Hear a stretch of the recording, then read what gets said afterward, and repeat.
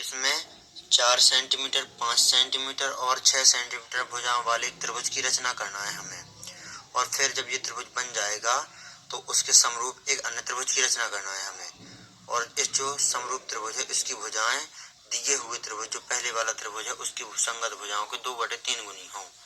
तो यहाँ पर हम सर्वप्रथम 4 सेंटीमीटर, 5 सेंटीमीटर और 6 सेंटीमीटर भुजाओं वाला त्रिभुज है उसकी रचना कर लेते हैं। तो जो ये रेखा खींची हुई है ये यहाँ पर 6 सेंटीमीटर यहाँ पर बड़ी रेखा हमने पहले खींच दी है। यहाँ पर आप देख भी सकते हैं ये यहाँ पर 6 सेंटीमीटर लंबी रेखा हमने पहले से यहाँ पर खींच दी है। अब हम यहाँ पर 4 सेंटीमीटर लंबी जो ये वाली भुजा है त्रिभुज की उसको हम चाप द्वारा खींचेंगे। तो यहाँ पर हम अब 4 सेंटीमीटर स्केल में मापते हैं। तो ये हमने ये 4 सेंटीमीटर यहाँ पर ये माप लिया है स्केल में। अब इस बिंदु पर हम रखेंगे चाप को, यहाँ पर लगा देंगे इस प्रकार से। ये हमने 4 सेंटीमीटर का चाप इस तरफ लगा दिया है। अब हम यहाँ पर जो ये 5 सेंटीमीटर बची हुई है अब इसे नापेंगे। तो हम स्केल में अब 5 सेंटीमीटर नापेंगे। तो ये हमने 5 सेंटीमीटर ये माप लिया। इस स्केल में मापना है हमें। तो हमने ये माप लिया। अब हम इस बिंदु से चाप लगा देंगे 5 सेंटीमीटर का। तो यहाँ पर ये यहाँ पर क्रॉस कर रहा है।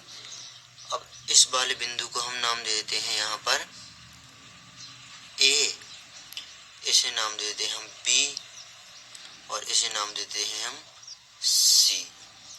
अब हम इस बी और सी को ए से मिला देते हैं। तो यहाँ पर ये हमने त्रिभुज की रचना कर ली है। जो ऊपर 4 सेंटीमीटर, ये वाली भुजा 4 सेंटीमीटर, ये 5 सेंटीमीटर और ये वाली हमने खींची हुई थी 6 सेंटीमीटर की।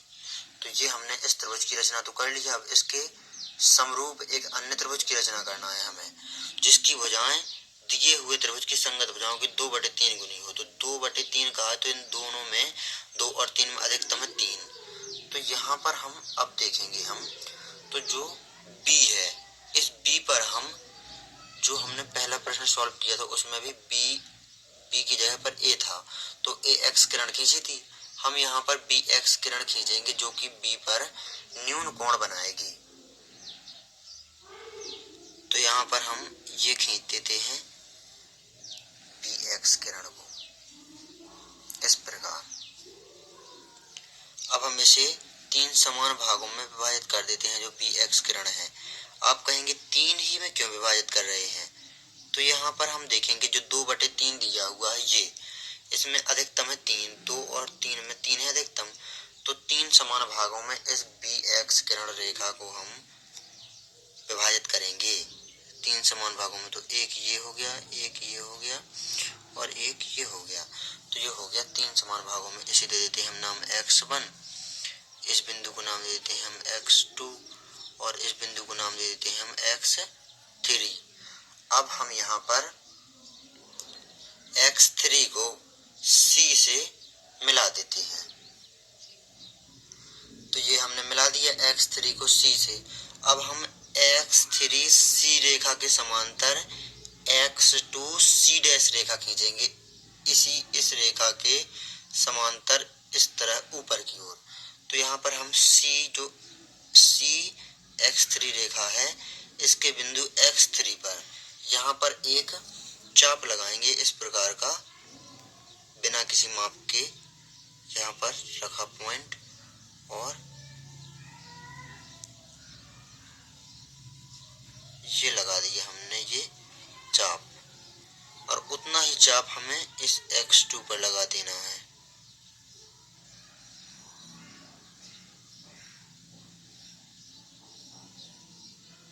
ये लगा दिया हमने चाप। अब हम इस बिंदु से इस बिंदु को माप लेंगे। तो ये माप लिया हमने। अब उतना ही हम इस वाले बिंदु को लेंगे और इस तरह कट मार देंगे। तो जो यहाँ पर ये बिंदु आ गया है ये वाला बिंदु, इस बिंदु को हम X2 से मिलाते हुए एक रेखा खींचेंगे।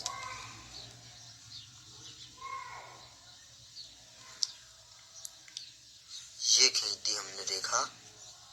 तो यहाँ पर X3 C रेखा के समांतर हमने X2 सी डैश रेखा यहाँ पर खींच दी है। अब हम AC के समांतर यहाँ पर A डैश C डैश रेखा इस प्रकार खींचेंगे, इस रेखा के समांतर। तो अब हम बिना किसी माप के किसी प्रकार का लेंगे, इस प्रकार का चाप ले लेंगे और यहाँ पर C पर लगाएंगे। अब हम चाप मापना कुछ नहीं है, ऐसे ही लगा देना है आपको, इस प्रकार का ये लगा दिया हमने चाप। अब उतना ही चाप हमें इस C डैश पर लगा देना है।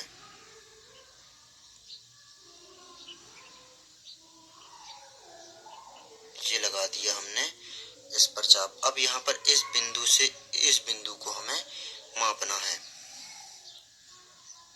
तो ये माप लिया हमने और उतना ही इस बिंदु से हमें जितना मापा है हमने कट मार देना है।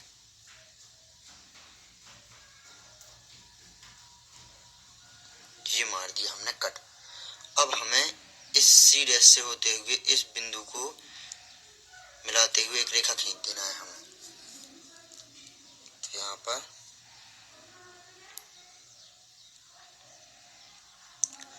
ये खींच दी हमने एक रेखा, यहाँ पर ये आ गया A डैश। तो ये खींच दिया हमने समरूप त्रिभुज। एक अन्य समरूप त्रिभुज खींच दिया हमने, त्रिभुज जो हमने ABC बनाया था, जो 4 सेंटीमीटर, 5 सेंटीमीटर और 6 सेंटीमीटर भुजाओं वाला। तो उस त्रिभुज के समरूप हमने एक त्रिभुज खींचा है A dash B C dash, जिसकी भुजाएं दिए हुए त्रिभुज की संगत भुजाओं की 2/3 गुनी है। तो ये हमने खींच दिया। तो यहाँ पर आप इस रचना को अच्छी तरह से सीख लेना, इस प्रकार चाप लगाते हुए और समांतर रेखाएं खींचना।